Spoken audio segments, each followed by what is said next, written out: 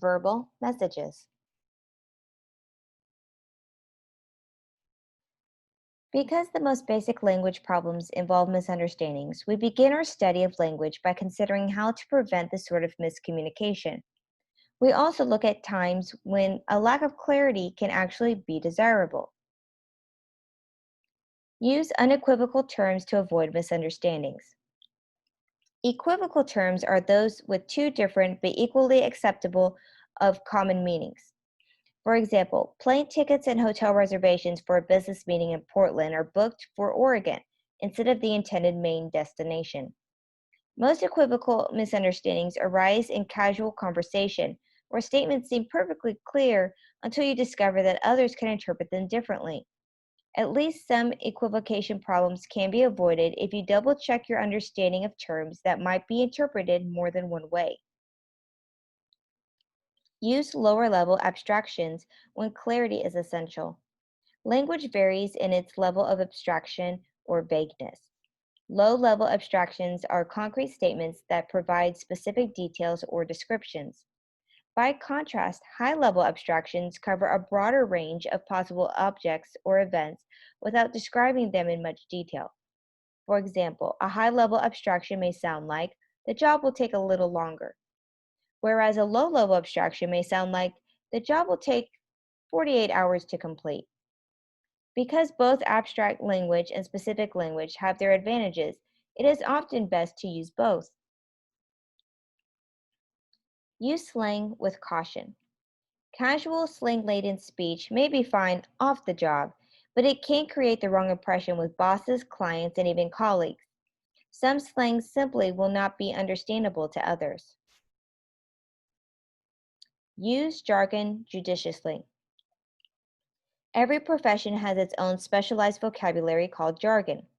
Jargon is often used to save time when communicating with colleagues. It can be used to evaluate people's expertise on a subject. Using a certain amount of jargon has value to outsiders as speakers will appear more credible to some listeners. However, if a speaker uses jargon with which the audience is unfamiliar, it could create noise for the listeners as they shift their focus to attempting to decipher the meaning or tune out altogether. Use ambiguous language when it is strategically desirable. In low context cultures, such as the US and Canada, speaking directly is valued. Vague language can be seen as a sign of deliberate deception. Despite its bad reputation, ambiguous language does have its place. High context cultures have made an art of strategic ambiguity or finding ways to express difficult messages indirectly.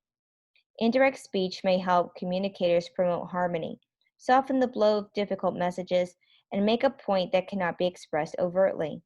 Even when misunderstandings are not a problem, strategic ambiguity works only when both sender and receiver are willing to tolerate a deliberate lack of clarity. Language has the power to stir intense emotions. It can motivate, inspire, and amuse audiences. Unfortunately, it can also generate equally intense negative feelings, antagonism, defensiveness, and prejudice. You can prevent these negative outcomes by following two guidelines: avoid biased language and being aware of trigger words.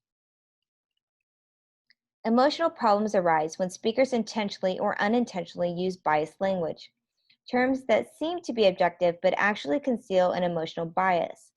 When faced with biased language, it is best to recognize that the speaker is editorializing. Tactfully restate the term in language that does not contain an evaluation, paraphrase it with neutral language, or use terms that quantify the meaning. Some terms have such strong emotional associations they act almost like a trigger, setting off an intense emotional reaction in certain listeners. These trigger words can refer to specific people, groups, or categories of individuals, or other topics. The way you speak could shape how others perceive you. Several speech habits can help you create professional image. Choose the optimal degree of powerful language. Some types of language make speakers sound less powerful, whereas other types create an air of power and confidence. Powerful language consists of clear language without unnecessary add-ons that make speakers sound as if they are doubting themselves or are not confident in their own ideas. Speakers who use more powerful language are rated as more competent, dynamic, and attractive than speakers who sound powerless. Use positive language. One strategic way to enhance a professional identity is to use positive language. Unintentionally, negative language habits can subtly damage a positive image. Limit disfluencies. Disfluencies are utterances that add no meaning to a statement. Interjections such as you know, and like can make a smart idea sound less persuasive. Culture affects communication. Some social scientists have suggested that conversations between men and women is a kind of cross-cultural communication in which members of each sex are not speaking different dialects, but rather genderlects. They have argued that these different approaches affect the way men and women interact in ways that are powerful but usually go unnoticed. The words masculine and feminine are adjectives to describe language differences because they refer to traits characteristically linked to each gender and not to biological sex. Remember that gender is not the only factor that influences conversational style. Cultural, geographical, and occupational influences play roles as well. Feminine language use. From childhood, females learn to use speech for what some researchers refer to as rapport talk. That is, talk used to create connections, establish goodwill, show support, and build community. Characteristically, feminine speech often goes beyond just expressing emotions by becoming supportive. Women are most likely to listen and respond to spoken and unspoken conversational clues about the other person's feelings. Another characteristic is its tentative nature. This nature is reflected in questioning forms. Would you type that up for me? Hedges and disclaimers. I'm not sure about these figures. And tag questions. The report is due today, right? Masculine language use. Whereas women use talk to build rapport, men are more comfortable with what linguists have labeled report talk. Speech that focuses less on feelings and relationships and more on information, facts, knowledge, and competence.